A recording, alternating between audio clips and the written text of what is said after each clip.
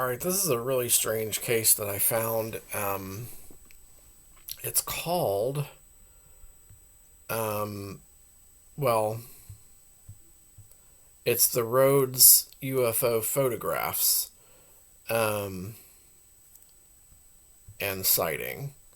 So here's just a brief summary of it, and then we'll go over it more. This is from Phoenix, Arizona, July 7th of 1947. William A. Rhodes took two or maybe three photographs of a heel-shaped object with concave trailing edge circling and banking north of town above his home. Photos also showed a white spot near the center of the object. It initially approached from the west, and Rhodes heard a whooshing sound. However, during its three clockwise circuits above him, Rhodes said he heard no sound. It then sped off into the southwest at a phenomenal speed, again making no sound. Rhodes said he saw twin vapor trails from the 2 points at the tips of the concave trailing edge. The incident was extensively investigated by military intelligence. All prints were confiscated. Rhodes turned over negatives to FBI agents and an Army counterintelligence agent a few weeks later. So, as I said, this is Phoenix, Arizona, July 7th of 1947. The pictures of this thing,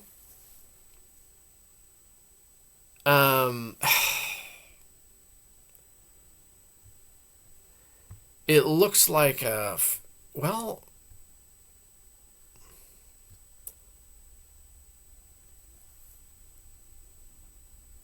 it,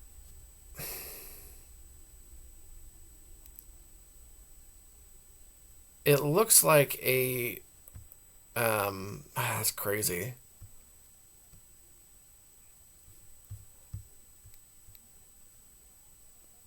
It doesn't look like any kind of plane that we have. It looks like some kind of a futuristic spaceship. The Rhodes UFO photographs, sometimes called the shoe heel UFO photographs, it looks like a shoe heel, too. That's purport to show a disc. It is a disc like say if you like cut a disc in half and then like concaved the one side of it. So, it looks like picture the capital letter D. That's what this craft is shaped like. Yeah, that picture that. Either the letter D or like the letter C, and it looks kind of like that. Um, we didn't have anything like that flying in the air in 1947. And it looks black in the photos, but it's a black and white picture. I mean, it really does look like a futuristic like spacecraft of some sort. Um, that is really strange looking. Just looking at it here, it's like it's very strange looking. It's got like, oh, that is so weird. All right. So the Rhodes photographs, sometimes called the shoe heel UFO photographs, purport to show a disc-like object flying above Phoenix, Arizona, United States. The two photographs were reportedly taken on July 7th of 1947 by amateur astronomer and inventor William Albert Rhodes. They were printed in the newspaper The Arizona Republic on July 9th, along with Rhodes' account of his sighting of the object. Published near the end of the 1947 flying disc craze, the photographs were among the first showing an unidentified flying object. They continued to be discussed by commentators.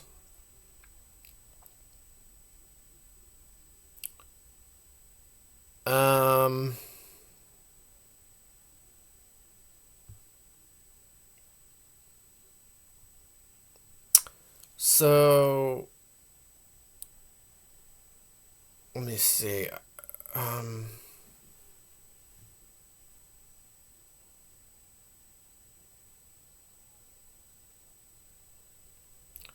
Let's hear on June 24th, 1947, civilian pilot Kenneth Arnold reported that he had seen 9 objects flying over Washington state. Well, we haven't done that report yet. From his description of the objects, the press invented the term flying saucers. Oh, okay. So that's where that came from, that term. Interesting.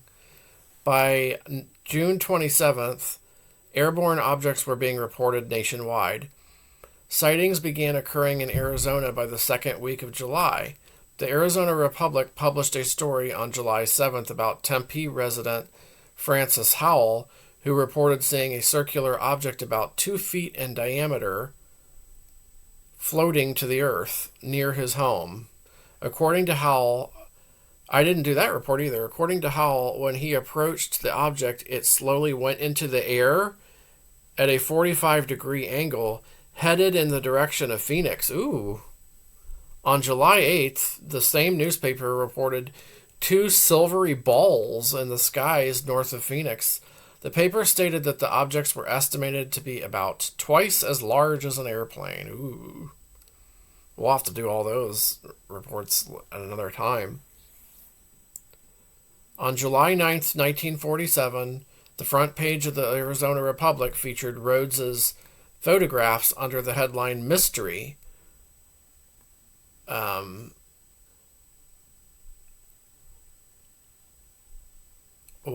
Mystery, what's this? Photographed over Phoenix. The newspaper characterized the object depicted in the photographs as the shape of a heel of a shoe with a small hole in the center. The accompanying article described Rhodes as an amateur radio operator and a model airplane manufacturer who was lauded in the model aircraft community for advances in radio control. The newspaper recounted that Rhodes was walking to his home workshop when he heard a loud whoosh. He believed that it was from a jet-propelled Lockheed P-80. Rhodes grabbed a camera and made 2 photographs. He noted that after the initial whoosh, the object was completely silent, and said that the object made 3 passes over his home and left 2 trails of vapor. Oh my gosh.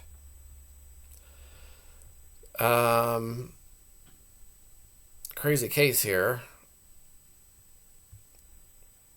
so far. The investigation files released in 2015 detail the official investigation into Rhodes and his photographs. Oh, wow. On July 8th, the FBI obtained copies of the photographs from the managing editor of the Arizona Republic. On August 29th, Rhodes was interviewed by Special Agent Brower of the FBI and George Fugate Jr. of the Army's Counterintelligence Corps at Hamilton Field. Rhodes gave the men photographs and negatives. 2 Air Material Command officers visited Rhodes in Phoenix. In 1949, the Air Force internally published its first secret study of UFOs, titled Analysis of Flying Object Incidents in the United States. The report included the Rhodes photographs. Project Blue Book designated the case Incident 40. Okay. So here are some possible explanations. Wind-blown debris. The Air Force stated in a report that it had consulted 4 expert photographers about the Rhodes photographs, and they had disagreed with each other as to the possibility of filming such an occurrence under the conditions described. Considering that the object was gray, as described, and at a distance of 2,000 feet or 600 meters, it seems unlikely that it would appear pure black on the print. The report also noted that Rhodes referred to himself as chief of staff of a laboratory, the specialties of which included photography. Yet the negative was carelessly cut and faultily developed. It is covered with streaks and over a period of 6 months has faded very noticeably. Additionally, an agent had discovered that the science fiction magazine Amazing Stories, which of late had been including UFO reports submitted by readers, had printed a letter from Rhodes in which he asked the magazine for advice on suing the government to get back his photos and negatives. Yeah. However, Rhodes had never made a request to the government for their return. Oh, as well, the report noted Rhodes's character and business affiliations are presently under investigation. Finally, the report stated that Dr. Irving Langmuir studied the subject's photographs, and after learning of the prior passage of a thunderstorm, discounted the photographed object as being merely paper swept up by the winds. In view of the apparent character of the witness, the conclusion by Dr. Langmuir seems entirely probable. Langmuir later recalled, "It looked to me like a piece of tar paper when I first saw it, and the two photographs showed the thing in entirely different shapes." It was taken about 15 or 20 minutes after a violent thunderstorm out in Ohio. Okay. Well, what's more natural than some piece of tar paper picked up by a little miniature twister and being carried a few thousand feet up into the clouds, and it was coming down. That's all. But it was going at an enormous speed. Of course, the man who saw it didn't have the vaguest idea of how far away it was. That's the trouble. If you see something that's up in the sky, a light or any kind of an object, you haven't the vaguest idea of how big it is. You can guess anything you like about the speed. You ask people how big the moon is. Some say it is as big as your fist, or as big as a baseball. Some say it is as big as a house. Well, how big is it really? You can't tell by looking at it. Well, okay. On the same day that Rhodes claimed to have taken his photographs, it was reported that the FBI was investigating a letter received by the Los Angeles Examiner, asserting that the flying discs that had been widely cited were atomic-powered Soviet craft. The newspaper had consulted a top-flight atomic scientist who assessed the letter as not all nonsense and recommended that it be given to authorities.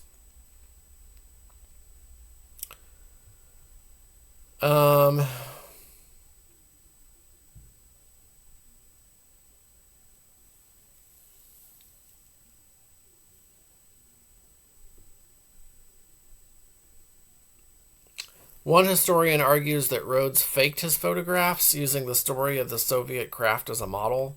The similarities between the images in the Rhodes photographs and the touted Russian invention are fairly marked. The alleged Russian device was said to be only 18 inches thick and of a kidney-shaped outline, with the pilot in a prone position while guiding its flight. Generally, this matches Rhodes' U-shaped... Okay, it's like a U-shaped craft. To me, it looked more like a D-shaped or C-shaped, though. U-shaped object with the... I guess you could say like horseshoe shaped. Yeah, kind of like a horseshoe shaped craft.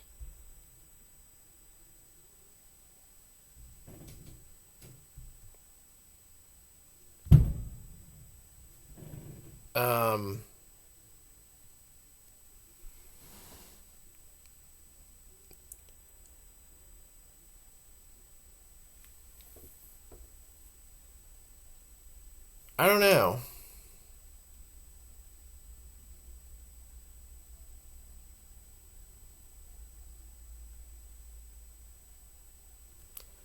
Let's see. Well,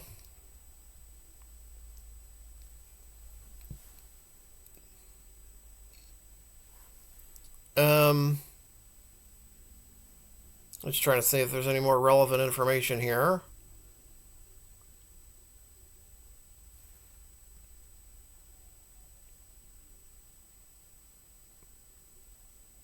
Um,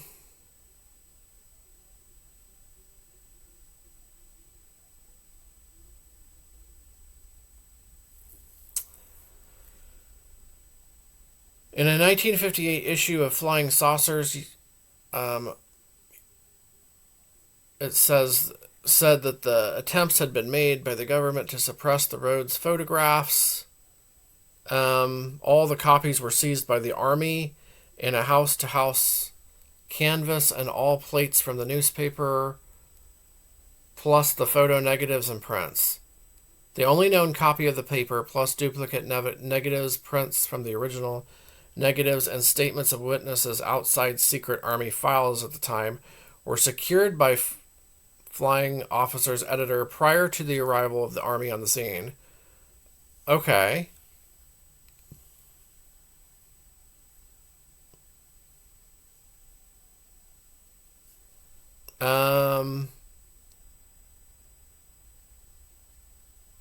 Let's see here if there's any more on it.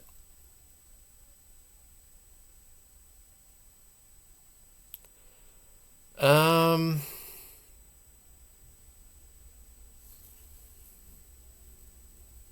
in a 1952 article, an Arizona Republic reporter stated that he had sighted a flying disc in 1947 near White Sands, New Mexico, and later was startled to see the tremendous likeness between what I had seen and the object photographed by William Rhodes. Oh, I wonder, is that report? Rhodes was interviewed in 1998 by KSAZ TV. His photographs would continue to be discussed by Arizona media into the 21st century. Well, okay. I mean, so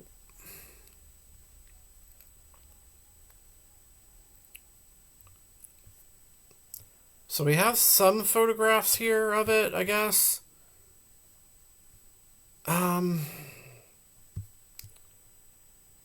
I don't know what this could possibly be.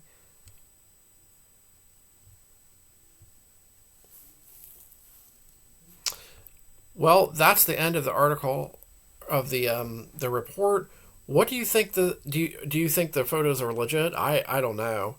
I mean, it could be nothing. It could be just debris in the air. Um, but it could also be some kind of a craft too, I guess. If nothing else, it's interesting. I'm glad we have photographs of it.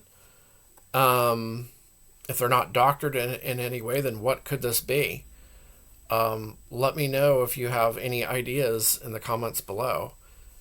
And hope you found the video interesting. This is the first time I've heard of um, this report, and thought it was interesting. And I'm sure I'm sure I'll be finding some more, um, even more interesting reports here soon. This is the same year as the Roswell crash. There's just so many. There's so many.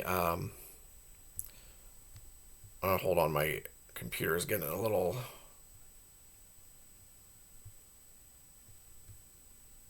slow. Okay, there's just so many interesting reports to go over. Um, it seems like there's just an infinite number of them. Um, but it's fun to discover all these reports for the first time. I've always been interested and fascinated in UFOs, having witnessed some myself as a kid. I've seen like the disc-shaped UFOs. I've seen triangle UFOs. Um, and some other weird things. But